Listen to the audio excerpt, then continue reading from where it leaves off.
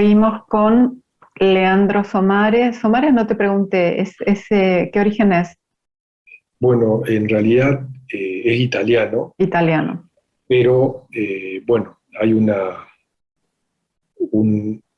los abuelos, los tatarabuelos míos fueron a Argentina en los 800, 1880.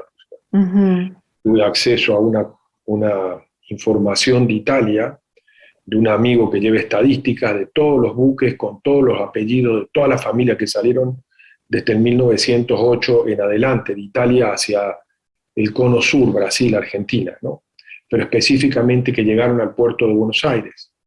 Y encontré un solo somaré que no lo asocia a nadie de la familia, allá por 1930 más o menos, y después no más, ¿no? O sea, no es un apellido muy común. No, De por hecho, eso, buscas por en la eso te guía preguntaba. y en la guía encuentras el Río Cuarto, donde es originaria mi familia, Ujú. pero no encuentras muchos en otros lados de Argentina. Yo alguna vez traté de rastrear a algunos familiares y no hay más, eso es, ¿no? Sí, habría que ver si cuando transcribieron el nombre en Argentina lo hicieron bien o quizás era un poco diferente, porque viste que también pasaba que llegaba Vincenzo a Argentina Claro, y le ponían Vicente y ya cambiar. otros que eran de origen árabe y que no se entendía lo que querían poner y le ponían Jardín. Y no se llamaba Jardín, pero era lo más parecido que encontraban y eso usaban. Así que Sí, bueno, ya me saqué la duda. ¿Querés contarnos, Leandro, cómo fue tu viaje al Camino de Santiago, que es muy reciente? Estamos hablando de este mes, de junio. sí. Bueno, gracias, Juliana. Mira, yo era algo que quería hacer probablemente desde hace unas 2, 3 décadas atrás. Y había viajado muchas veces a Europa porque mi hija estudiaba allá, en Praga, y nunca lo había podido hacer. Entonces, esta vez lo organicé todo, y es más, a mi esposa ni le dije, llegado ya todo hecho, todo cerrado, le dije, mira, estamos yendo al Camino de Santiago, así que prepárate, nos vamos tal fecha y punto, ¿no? Si no lo hacía así, probablemente no lo hubiera hecho. La motivación, por un lado, era la curiosidad, por otro lado, haber leído muchos testimonios de gente muy linda, algunos de ellos sacerdotes que lo habían hecho y muy cercanos a mí, y me llamaba la atención que a mucha gente le había provocado un clic, ¿no?, en su vida, un antes y un después del Camino de Santiago. Eh, bueno, y decidimos hacerlo y me marcó definitivamente algunas cosas. Yo soy muy analítico, entonces trato de llevar todo al entendimiento, a la carne y hueso, y la espiritualidad, la religiosidad, yo la respeto mucho, la practico de hecho, pero que siempre trato de encontrarle el factor racional a todo, ¿no? Entonces, escribí una pequeña nota de una analogía con mi mochila y lo que eso representaba en mi vida, ¿no? Y por un lado ahí me di cuenta de que vos elegís ciertos estatus, elegís la imagen que querés tener y vas reforzando eso de afuera hacia adentro. Entonces vas cargando una mochila externa que no necesariamente eres tú, sino que es tu metaperspectiva, es lo que vos quieres que los otros piensen de ti, Ujú. ¿sí? Y ese no sos vos. Y por otro lado, hay toda una vida interior que tiene que ver con la psiquis, el inconsciente, lo que te marca la vida. Yo le llamé accidentes sociales en la pequeña, el pequeño escrito, te marcan. Pero también hay una parte química que te viene en la genética. Entonces hay cosas que te pasan, que no entendés bien por qué te pasan, pero que están programadas, ¿no? Entonces tienen que ver con enfermedades, tienen que ver con los ambientes que tú frecuentas y, digamos, desde el lado de la citogenética encuentran la posibilidad de potenciarse y desarrollarse, ¿no? Y si tú inhibes eso, de pronto no sucede. Entonces eso sucede en lo químico y sucede en lo social también, ¿no? Entonces a mí me sirvió para entender de que estaba cargando con muchas cosas externas e internas. En la primera etapa, en los primeros 20 kilómetros, me empezó a doler la rodilla y claro, es difícil asociar la rodilla a un mensaje del más allá, digamos, ¿cierto? Pero sí entender de que podías hacer muchas analogías de tu vida con lo que te estaba pasando, ¿no? Entonces esa fue la forma en que yo interpreté el cómo cambiar algunas cosas en mi vida, ¿no? El cargar mochilas de otros o pesos que otros te transfieren, que a veces uno lo hace con buena fe, con mucha generosidad, pero que primero es tu subsistencia, primero es tu armonía y primero tu balance, ¿no? Entonces tienes que tratar de encontrar ese balance desde lo externo hacia afuera. Y desde lo interno también, entender que tenemos muchas debilidades, somos humanos, y muchas debilidades no las entendemos, pero las tenemos, ¿no? Entonces es importante identificarlas, aunque no sepas por qué, ¿no? Y esa fue mi enseñanza, si tú quieres, mi traducción de los más de 110 kilómetros que caminé en esta vez. Pero bueno, una de las conclusiones fue que no va a ser la última. Siempre cuando leo un buen libro lo trato de leer 10, 20 años después y siempre me doy cuenta qué diferente que es el libro cuando vos sos diferente, ¿no? Cuando la vida te marcó. Entonces seguramente el camino para mí es un buen libro que lo volveré a releer, Dios mediante, si tengo la salud para hacerlo. No deja de ser dura la caminata, pero bueno, me prepararé bien para cuando me toque hacerlo y volver a aprender, ¿no? Eso es. Decime, te voy a decir esto, ¿es realmente tal cual lo decís? Te escuché con atención y quiero saber más de esa mochila que escribiste. Eh, y casi todos coinciden en esto, o sea, el camino, uno hace un camino y después quiere hacer otro y otro y otro, o sea, no es algo que termine. Así que bueno, coincidimos con otros testimonios también. ¿Ustedes desde dónde hasta dónde fueron? ¿Iniciaron el camino? Nosotros empezamos por León aproximadamente. En León. Sí, Bien. pero estuvimos muy turistas, digamos, yendo a ¿cómo se llamaban? Las minas de cielo abierto romanas. Las ménsulas o algo así. Sí, Ménsulas, médulas, méndulas, médulas, algo así, médulas. médulas. Sí. Y también aproveché de visitar alguna bodega en la Riviera Sacra, tomar unos ricos vinos, comer unos buenos platos. Esa es una de mis debilidades también, ¿no? Me gusta comer bien y, ¿por qué no, tomarse unos traguitos también, ¿no? Luego partimos realmente de Sarriá, De ¿sí? Sarriá. Porque ahí sí, fueron 105 o 110 kilómetros de Sarriá hasta, no llegamos a Finisterre, solamente a Santiago de Compostela, y un poco la guardamos a Finisterre para provocarnos ir de nuevo, ¿no? Con mi esposa. Es como una tarea pendiente y bueno, siempre uno tiene sus ritos, ¿no? Cuando viaja, uno de los ritos que aprendí de una amiga viajera es que siempre vuelvo con una moneda o un dinero del lugar donde voy para volver a ese lugar, Bien. no para gastarlo, ¿no? Y Como un también dejar recuerdo. algo por visitar en Mm. ese lugar que te gustó mucho, o dejar algo por hacer en ese lugar, ¿no? Cosa de tener un anclaje y volver. Bueno, en ese sentido fue muy bonito, cada persona lo toma a su manera. Yo pude ver gente de otras religiones, gente de musulmana, gente budista, y esta búsqueda de la interioridad no es ajena a otros practicantes, ¿no? Es una búsqueda muy humana. Entonces, hay gente que la hace para bajar tiempo, vos veías que estaban con el cronómetro en la mano, o sea, tienen otro sentido. Entonces, Sí, sí, lo cada uno hacen tiene esta búsqueda. a nivel deportivo y otros Sí, pueden ser a nivel turístico, otros a nivel espiritual. así Es es. muy amplio, es muy Sí. amplio. Y lo ves todo ahí, ¿no? Sí. Y ves en los otros que también, con una visión un poco arcaica de la espiritualidad, que en la nota yo la pongo, no hace falta hacerte daño para entender las cosas.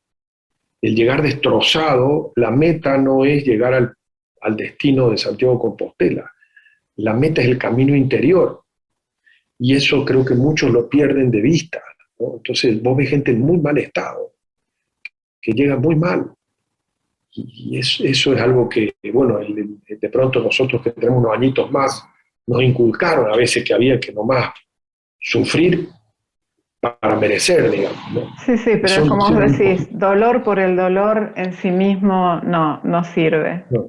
La mochila que es tan importante para hacer el camino de Santiago de Compostela porque tiene ciertos criterios. Esta mochila que uno lleva tiene que ser acorde con el peso que uno tiene, O sea, una persona pequeña no puede llevar una mochila muy grande, muy pesada. Y ellos dan varias indicaciones. Uno puede buscarlo también en muchos sitios, cómo tendría que ser la mochila, las cosas que se tienen que llevar, qué no se tiene que llevar, cómo hacer una mochila más liviana y acorde a cada uno. Pero Leandro, vos nos contabas de otra mochila, que era la interna, que también tiene estas características, me parece, ¿no? Así es. Bueno, un poquito la analogía de la mochila salió, como alguna vez te comenté, de justamente que en la primera etapa empezó a sufrir mucho físicamente y empecé en mi mente más racional a encontrarle sentido, buscar analogías con la vida, ¿no? Entonces la mochila externa es algo que a ti, tú puedes verlo, como decías, en YouTube, pueden contarte cómo es el camino, pueden recomendarte en la tienda especializada cuál es la mochila que vos necesitas, cuántos litros tiene que tener, todo. Pero al final vos sos dueño de tus decisiones y de las consecuencias de tus decisiones. Entonces, todo lo que aprendemos en el colegio, todo lo que nos viene de afuera, es como la mochila que te compras. Y después vos decidís si llevas un saco de plomo, una bolsa de cemento, y si te sentís muy fuerte querés llevar la carga de los que te rodean o de los que no conoces. Lo podés hacer, pero ese compartir siempre tiene consecuencias, no solo en uno, sino en los otros. Cuando tú compartes el peso de un hermano, está bien, es solidario, pero llega un momento en que ese peso del ser querido puede transferirse en un problema de salud para ti, que en mi caso se reflejó en la rodilla.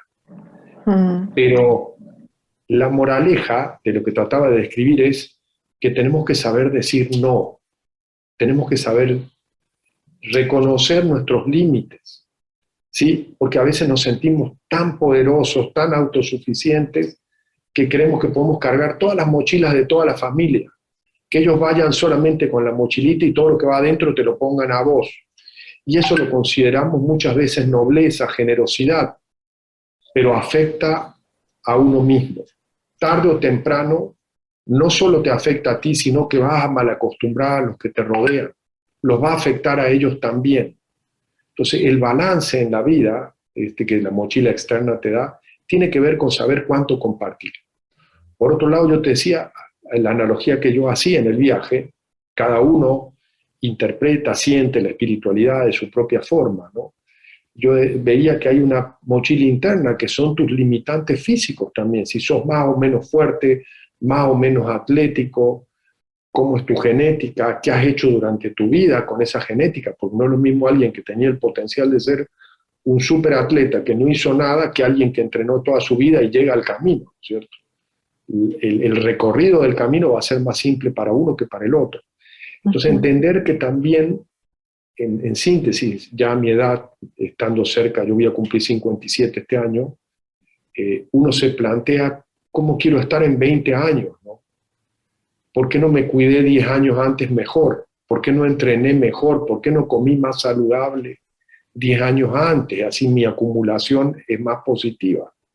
Entonces, pero uno nunca es tarde, uno siempre está a tiempo de cambiar todo, ¿no? Sí, Entonces, uno puede empezar hoy.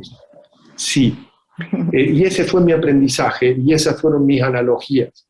Ojalá le sirva a alguien, pero una de las cosas también que aprendí es que lamentablemente el ser humano es un ser experiencial. Tú tienes que vivir las cosas, sufrirlas para aprender.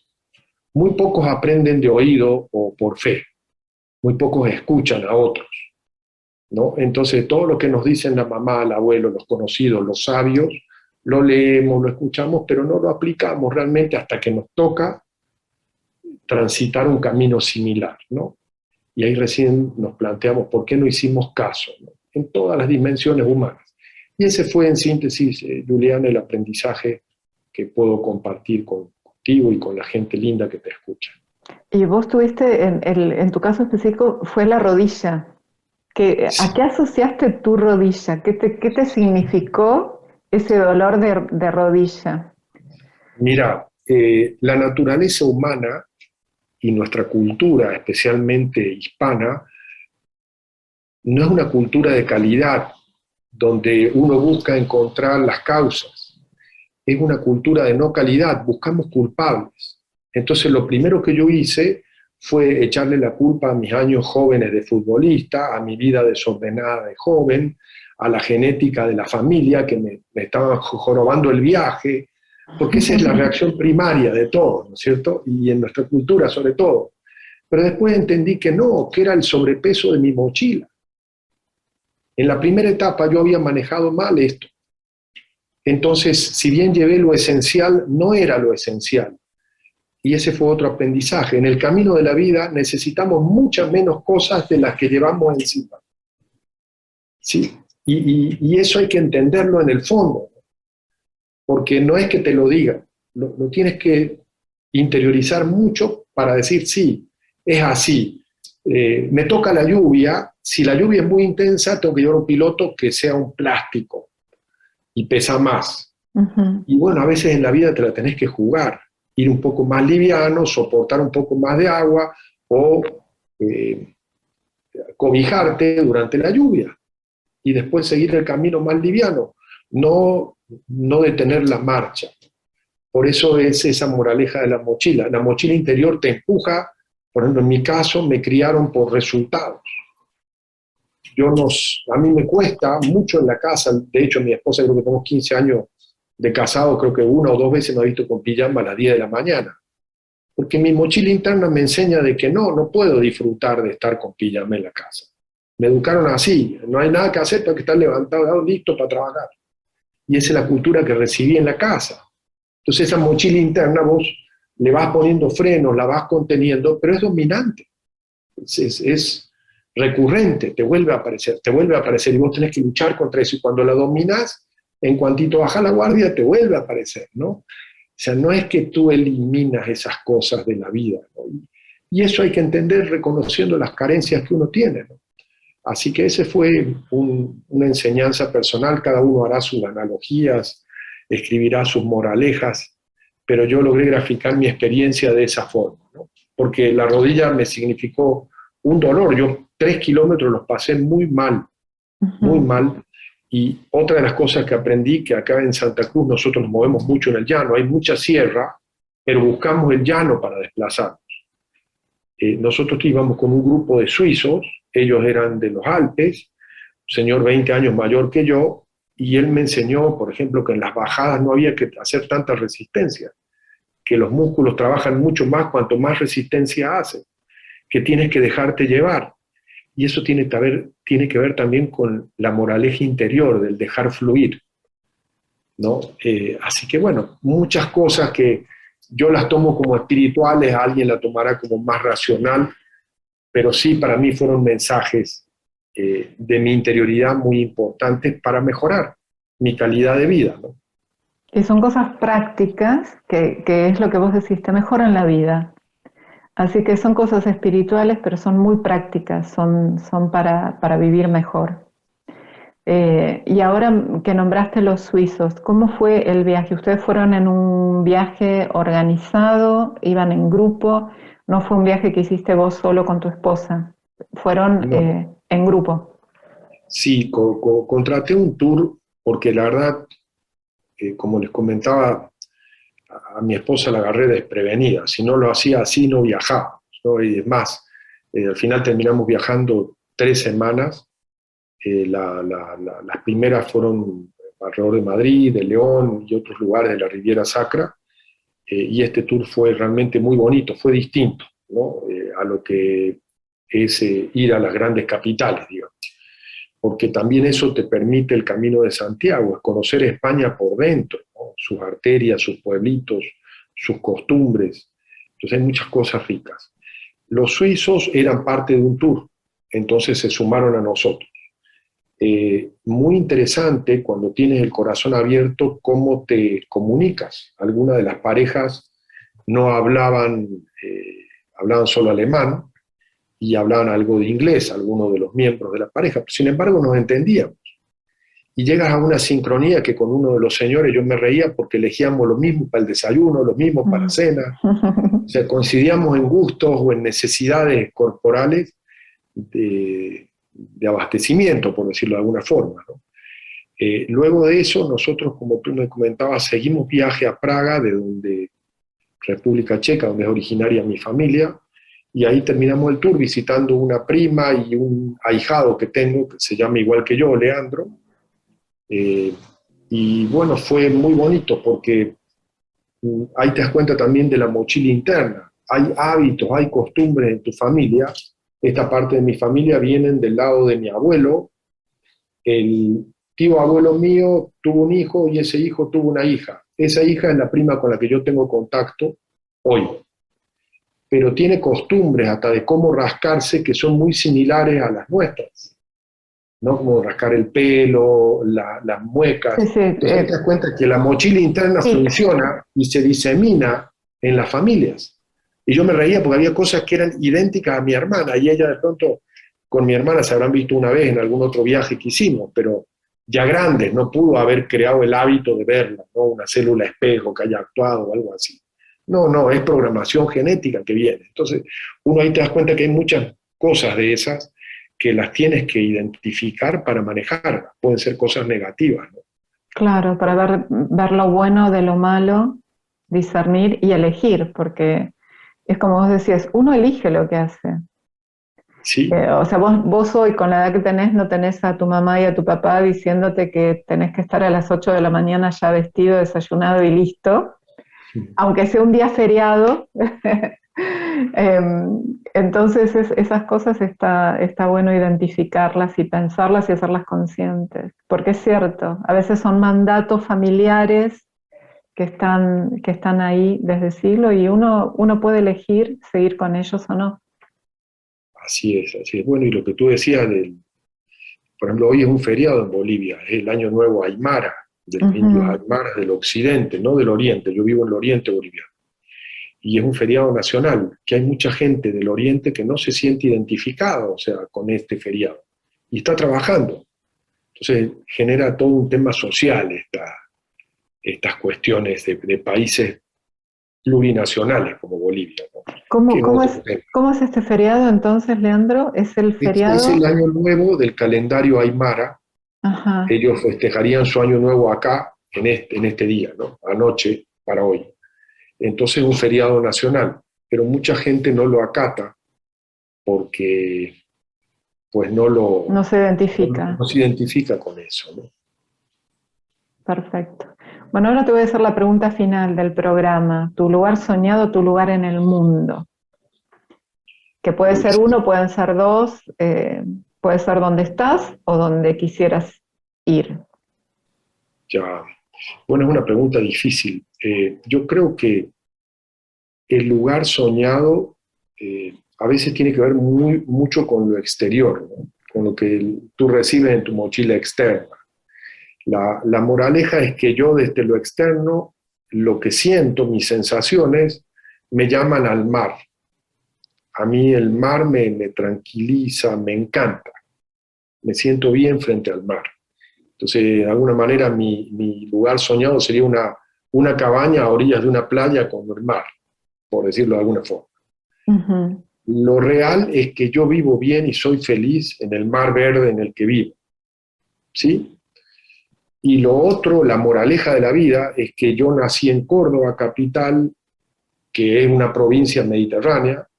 Terminé viviendo en Bolivia, en Cochabamba y Santa Cruz, que están en el corazón de Sudamérica, el país más mediterráneo que podemos tener en el continente. Totalmente. Y mis ancestros vienen de República Checa, que es un país sin mar. Tal vez en mi genética por los italianos yo tenga algo de deseo del mar por ellos, pero es curioso y en los tres lugares yo me siento muy en casa. Pero si vos me das a elegir algo soñado, bueno, te digo, ese es mi sueño. Ujú. Pero vivo bien, no puedo ser desagradecido con lo que tengo, lo que me toca. Y bueno, estoy feliz acá, ¿no? Mi lugar soñado es estar bien donde estoy. En realidad, sí, lo otro es como una utopía, ¿no? Si pedir más es teniendo mucho pecaminoso. Sí, y también como comentabas que es un mar verde, o sea, no tendrás el mar azul, pero es un mar verde y es naturaleza. Así Eh, es. Así que bueno, después Dios dirá qué lugar nos lleva la vida con el tiempo.